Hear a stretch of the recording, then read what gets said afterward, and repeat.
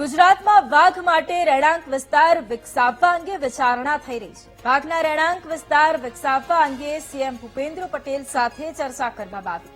ગુજરાતમાં જેસોર રીંછ અભયારણ્યના વિકાસ માટે ચર્ચા કરવામાં આવી। સિંહના વર્તમાન તેમજ નવા વિસ્તારો પર ચર્ચા કરવામાં આવી। ગુજરાતમાં રહેલા વાઘની રાષ્ટ્રીય ગણતરીમાં નોંધ લેવાઈ છે।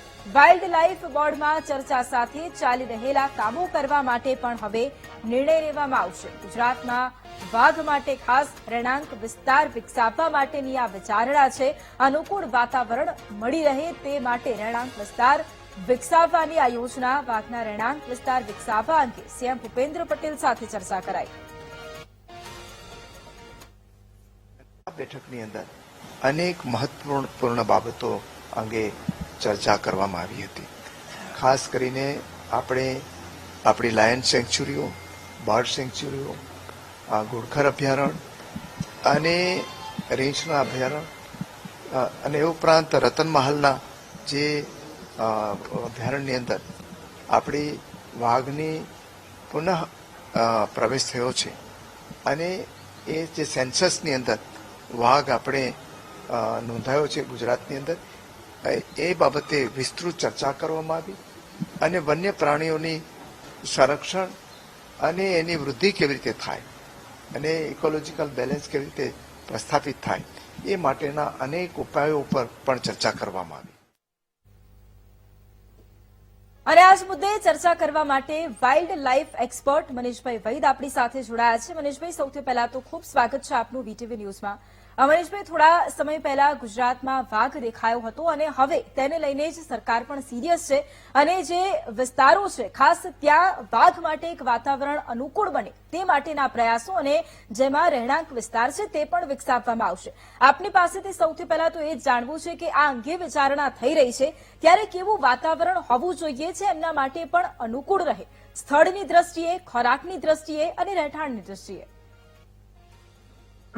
બહુ સાચી વાત છે અને ગુજરાત સરકારનો આ એક પ્રયાસ બહુ જ સરાહનીય છે।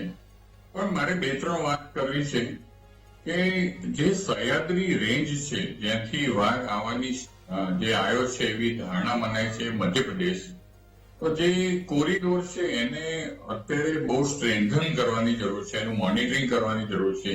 ત્યાં કોઈ વૃક્ષો ના કપાય, કાં તો ત્યાં કોઈ માઇનિંગ ના થાય અને કાં તો પછી કોઈ મોટું કોઈ પરિવહનનું હલનચલન ના થાય, એનું સંરક્ષણ કરવાની જરૂર છે। કારણ કે જે કોરિડોર મારફતે ગુજરાતમાં વાઘ આવ્યો છે ત્યાંથી બીજા વાઘ આવવાની શક્યતા પણ છે અને આ પાછો વાઘનો એક કોરિડોર છે એ પોતે એક ઉપયોગ કરી શકે એટલા માટે એને વધારે ને વધારે સુરક્ષિત કરવાની જરૂર છે। બીજી વસ્તુ એ છે કે જે આપણે કીધું કે એના ખોરાક માટેની અને આવાસ માટેની, તો વાઘને જનરલી 800 થી 1000 સ્ક્વેર કિલોમીટરનો જો કોર હેબિટાટ જો આપણે ડેવલપ કરી શકીએ એક સારા હેલ્ધી આવાસ માટે, એનું જે આવાસ છે એ બહુ સુરક્ષિત રહે, એની અંદર એ ફરી શકે અને પોતે એની જે રેન્જની અંદર એ જઈ શકે, તો આટલો એરિયા હોવો જરૂરી છે। જેને આપણે આગળ જતા ગુજરાત સરકાર જો આનો સ્ટેપ લેશે તો બહુ મહત્વનું એ થશે। બીજી વસ્તુ છે કે એનો આહાર, એનો ખોરાકની અવેલેબિલિટી હોવી જોઈએ। કારણ કે જો ખોરાક નહીં હોય, એનો જે કુદરતી ખોરાક હરણ નહીં હોય, તૃણાહારી પ્રાણીઓ નહીં હોય, તો શું થશે કે એ બીજા જે ત્યાંના કેટલ્સ છે કાં તો દૂધાળા પ્રાણીઓ છે એની ઉપર એ સર્વાઈવલ થશે।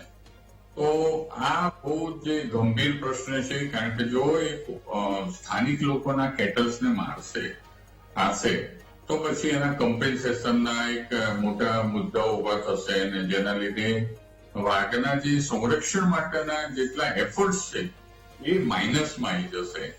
તો એક આ સરકારે કરવાની જરૂર છે। એટલા માટે એક રેન્ડમલી કહું તો દર 1 કિલોમીટરની અંદર 10 થી 15 અંગ્યુલેટ્સ એટલે એના તૃણાહારી પ્રાણીઓ હોય કે જે વાઘની ખોરાકની અવેલેબિલિટી હોય।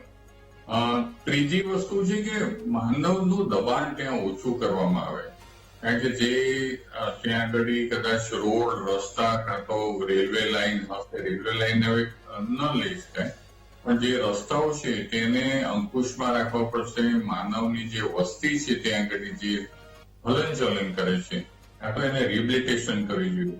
એટલે કે માણસોનું જે પ્રેશર છે એને ક્યાં ઓછું કરવું પડશે. આ બહુ જ મહત્વની વસ્તુ છે. જી બિલકુલ મનીષભાઈ, ખાસ આપે જે રીતે વાત કરી વાઘ માટે નવા જે હેબિટાટ વિકસાવવાની જે આખી પ્રક્રિયા છે તે કેવી હોય છે તેના વિશે પણ થોડું સમજવું છે. હેબિટેટ વસાવવા માટે હવે આજના સમયમાં હું નથી માનતો કે કોઈ લેન્ડ એટલું બધું સરકાર લઈ શકે કે આનો કોઈ છોડી શકે, કારણ કે લેન્ડની પ્રાઇસ એટલી બધી હોય છે કે કોઈ જમીન છોડવા તૈયાર નથી. તો એની માટે સરકારે નવી વિચારણા કરવી પડે કે ક્યાં ક્યાં આગળ લેન્ડ જે કોરિડોર છે, કાં તો જે અત્યારે વાઘ સ્થાયી થયો છે ત્યાં આગળ પોતાના ગામ તળની જમીનો છે કાં તો ખરાબા છે એ બધાને સંયુક્ત કરીને એક ફોરેસ્ટ બનાવવું જોઈએ. આ મને તો જે યોગ્ય લાગી રહ્યું છે, કારણ કે જો એનો હેબિટાટ સક્ષમ હશે તો જ એ વાઘ ત્યાં સ્થાયી થશે. અને વાઘને કોઈ નાના પાંજરાની કાં તો એકાદ ગામની જમીનની જરૂર નથી હોતી, એટલું તે સામાન્ય રીતે આખી રાતની અંદર એ મુવમેન્ટ કરતો હોય છે. તો આ બહુ મોટી જમીન જોઈએ અને સરકારે એના એફર્ટ્સ કરવા જોઈએ. અને ફક્ત જમીન જ નહીં પણ જમીનની સાથે સાથે એમાં ગ્રેઝિંગ લેન્ડ છે કાં તો એને અનુકૂળ જે બીજા તૃણાહારી પ્રાણીઓને અનુકૂળ છે એવી વનસ્પતિ વાવી જોઈએ કે જેથી ત્યાં સર્વાઈવલ થઈ શકે. બિલકુલ આભાર મનીષભાઈ, અમારી સાથે જોડાવા માટે અને આ મહત્વપૂર્ણ જાણકારી આપવા માટે.